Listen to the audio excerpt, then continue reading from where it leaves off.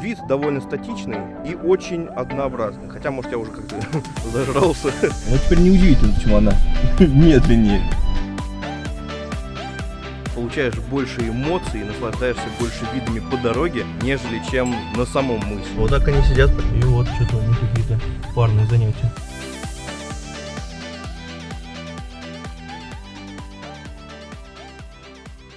Всем привет! Вы на канале Русский ЮАР. И в этом выпуске я покажу еще одну причину, по которой стоит посетить Южную Африку хотя бы как турист. Кстати, о первой причине мы уже говорили, и этот ролик я укажу в правом верхнем углу и в описании тоже. В этом выпуске мы доедем до мыса Доброй Надежды, посетим очень, на мой взгляд, самый лучший рыбный ресторан, который будет по дороге. Доедем как бы назад уже от мыса Доброй Надежды. Мы уже находимся примерно на полпути к мысу Доброй Надежды. Как видите, сзади меня тоже ничего такой вид. Очень красиво, но правда ветрено сегодня. Так что присаживайтесь поудобнее, и мы начинаем.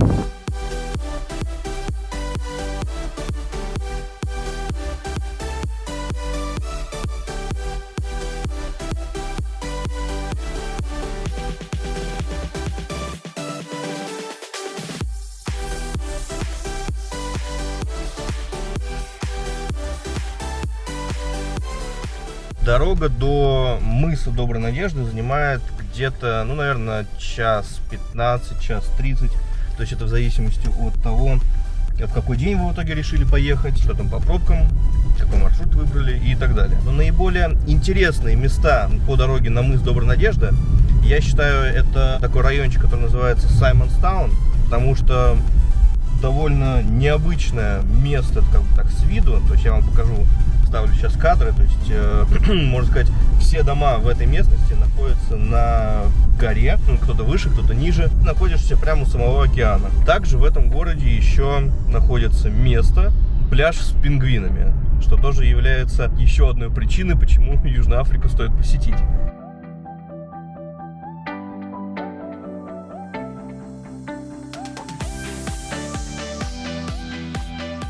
Понятное дело, то, что до мыса хочется добраться как можно быстрее, чтобы дорога не была утомительной и скучной. Вот. Но если вы двигаетесь в сторону мыса Доброй Надежды, то это практически невозможно, потому что пейзажи сменяются буквально каждую минуту. Вокруг безумно красиво, и ты, в принципе, забываешь, что ты едешь куда-то дальше, а не приехал как бы уже и любуешься, соответственно, всей вот этой красотой. Вот, как я говорил, мы как раз находимся в этом городке Саймонстаун. Ну, практически как бы в него сейчас въезжаем. То есть это сейчас Фишхук еще, вот, там дальше будет Саймонстаун. Вот то, что хотел сказать по поводу пляжа с пингвинами. Было даже несколько случаев уже, когда я, например, в Инстаграм свой выставлял, делал посты с этого как раз пляжа с пингвинами, и люди мне начинают писать то, что в Африке есть пингвины, как это, что это, почему это. И в принципе вот этот пляж с пингвинами и являлся для них причиной, почему они собрались и поехали в ЮАР.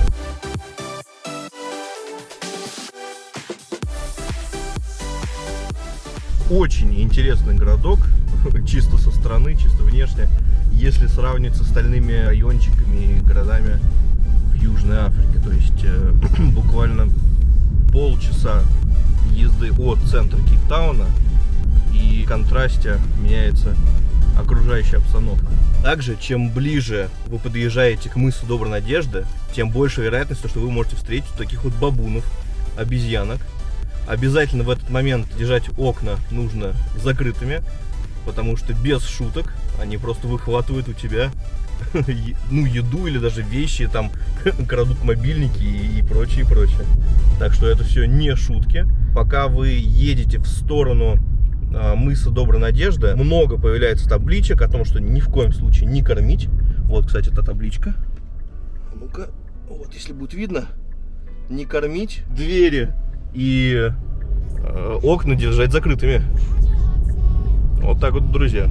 Будьте аккуратны, если поедете на мыс Доброй Надежды. Остановился поснимать красивые виды, потому что, как я уже говорил, пейзажи сменяются буквально каждую минуту. В одну минуту ты едешь где-то через горы и переваливаешь с одной стороны горы, грубо говоря, на другую. В какой-то момент оказываешься, вот как я уже говорил, в Саймонстауне, в городишке таком.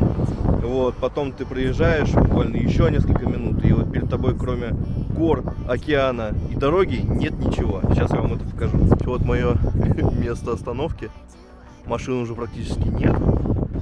Только-только мы сейчас проехали то место, где встретили этих бабунов, обезьян, макак. И, кстати, походу я остановился именно в том месте, где идет спуск лодок в океан. Хотя какие тут лодки, камни же. Ну, кто-то там с лодкой приехал. Стоит, ждет что-то. Ну, а мы продолжаем наш путь к мысу Доброй Надежды.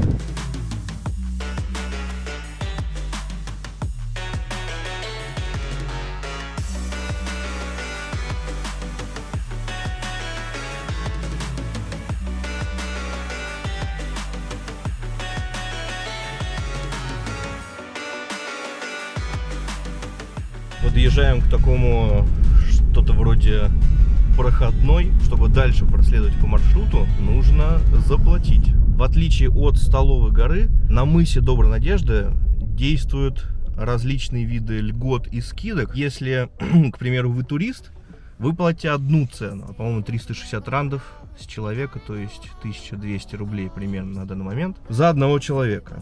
Но если вы резидент Южной Африки, то вы платите 90 рандов, что в 4 раза дешевле. Если вы вдруг резидент, то не забывайте с собой документы, чтобы можно было это предъявить.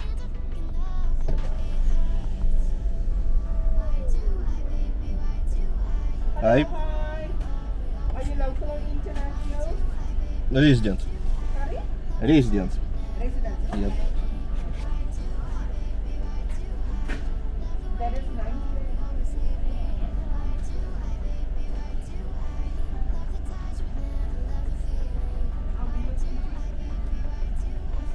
Было две очереди, левая и правая. И правая почему-то ехала, людей пропускали быстрее. Я стоял в той, которая медленная. Но теперь неудивительно, почему она медленнее. Просто во время общения с человеком берет куда-то, уходит, что-то делает другое.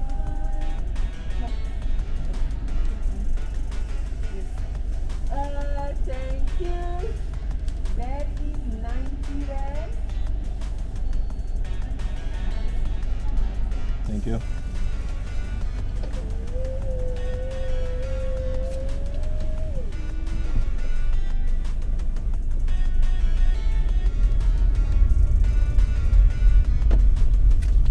Далее чек, какую-то еще брошюрку, которая мне не нужна.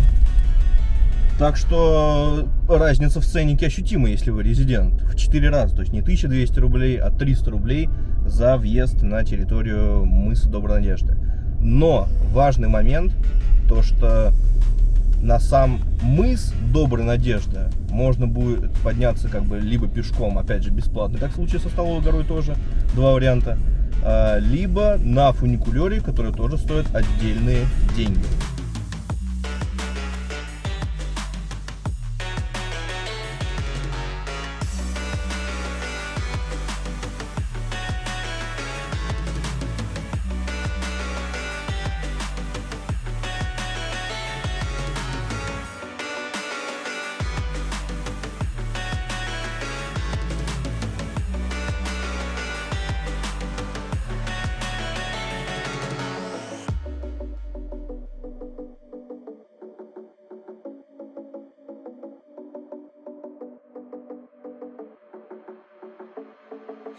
Staying up when I go out, you gotta know I'm all yours.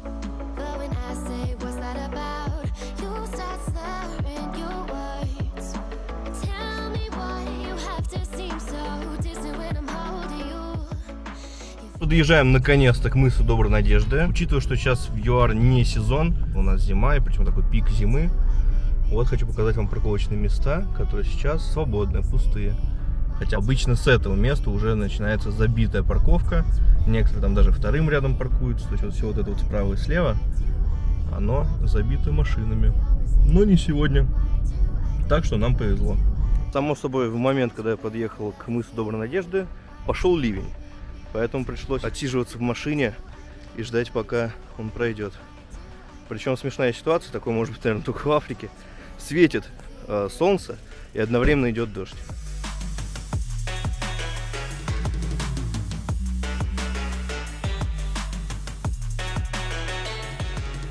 Взял билетик и, возможно, даже еще успеваю. Не успел. Фуникулер уходит прямо передо мной. Такое бывает.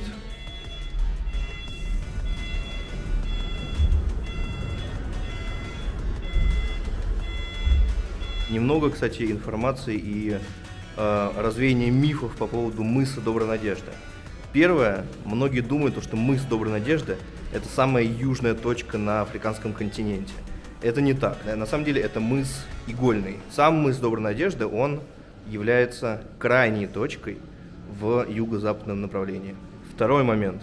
Некоторые думают, что на мысе Доброй Надежды как раз это и есть та точка, где сходятся как бы Атлантический и Индийский океан.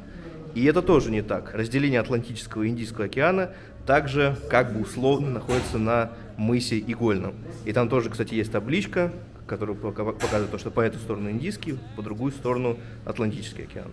Запускают в трамвайчик.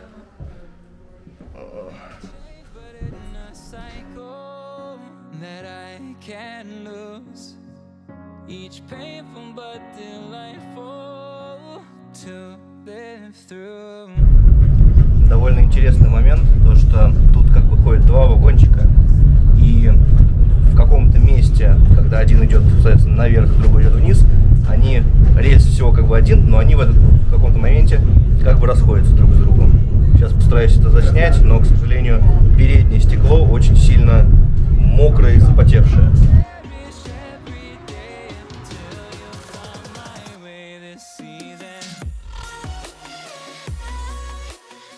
И поездка на этом фуникулере занимает буквально, не знаю, минуту-полторы. И билет стоит еще 90 рандов, то есть 350 рублей.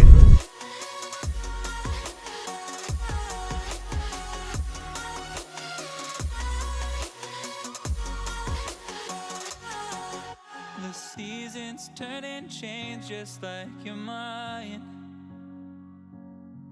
Like the sun gives into the moon, into the night.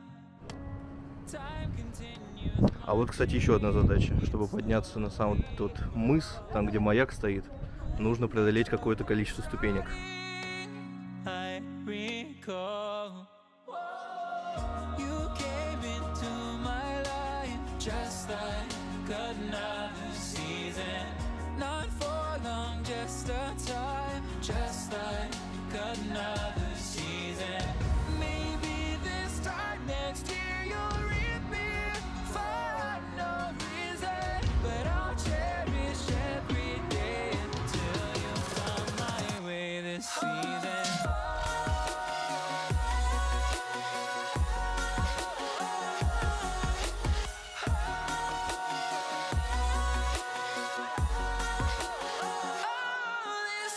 Ну, в общем, добраться удалось.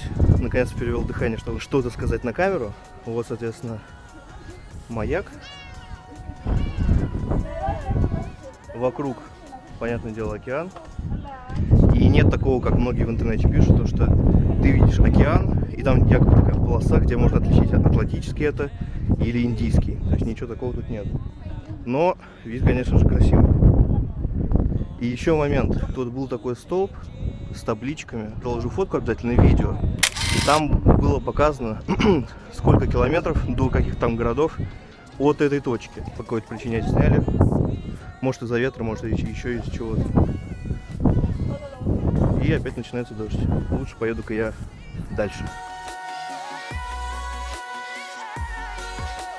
Честно говоря, есть такое впечатление, то, что получаешь больше эмоций и наслаждаешься больше видами по дороге к мысу Доброй Надежды, нежели чем на самом мысе. Потому что я ожидал увидеть там помимо маяка именно тот столб, как раз с направлениями до какого города, какое расстояние. А это сняли. И получается, ты выходишь, это просто такая смотровая площадочка. Да, это мыс Доброй Надежды, да, это действительно достопримечательность, но вид довольно статичный. и очень однообразный. Хотя, может, я уже как-то зажрался и в том плане, то, что тут, в принципе, в Южной Африке в любое место приедете, это будет действительно очень живописно, очень красиво. Ну, едем дальше. Почему я советую именно тот рыбный ресторан, к которому мы сейчас как раз поедем? Потому что до него тоже довольно далеко ехать, если вы живете где-то в городе. Но раз уж как бы ты выехал, например, на мыс Доброй Надежды, то обратный маршрут можно ложить как раз через Hout-Bay, это там, где находится этот рыбный ресторан. И действительно, с моей точки зрения, лучше рыбного ресторана в Кейптауне, чем вот тот, в который мы поедем, ну, просто нет. Поэтому увидимся там. В очередной раз увидел бабунов, обезьянок. Вот так они сидят прямо на дороге. И вот что-то у них какие-то парные занятия.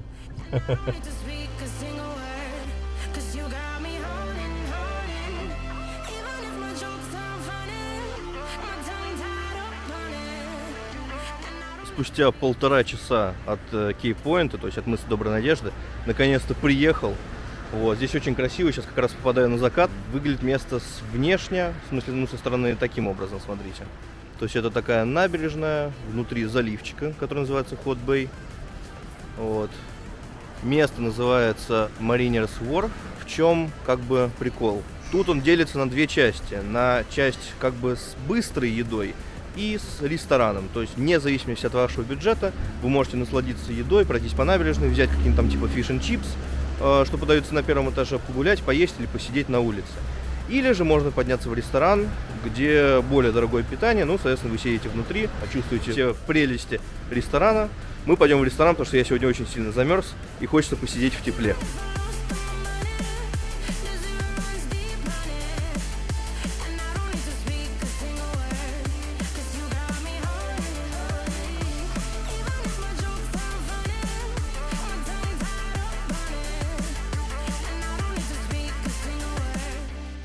Там у нас сидят морские котики, к которым можно подойти и покормить их. Ну, там платишь какую-то денежку местному человеку и кормишь этого котика. А я нахожусь уже внутри. Заказал себе то, что хотел поесть. Еще одна отличительная вещь конкретно этого места, то, что всю рыбу и всю еду, которую тебе приносят, это вот типа свежевыловленная. То есть ее там ловят, грубо говоря, и тебе сразу преподносят на стол.